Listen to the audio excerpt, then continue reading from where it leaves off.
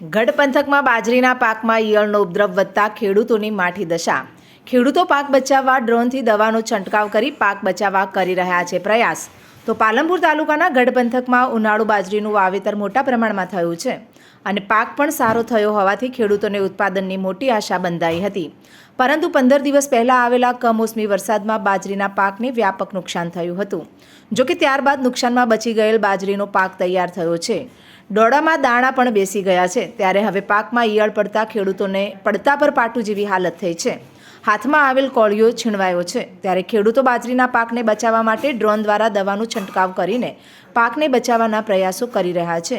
જોકે ગઢ ગામના ખેડૂત ભરતભાઈ ગામીએ જણાવ્યું હતું કે અગાઉ કમોસમી વરસાદમાં બાજરીના પાકને નુકસાન થયું હતું અને ત્યારબાદ જે પાક બચી ગયો હતો તે તૈયાર થવાની અણી ઉપર છે. ત્યારે હવે ફરીથી તેમાં ઈયળનો ઉપદ્રવ આવ્યો છે. એટલે કે ખેડૂતોને હાથમાં આવેલો કોળિયો છીનવાયો હોય તેવી પરિસ્થિતિનું નિર્માણ થયું છે.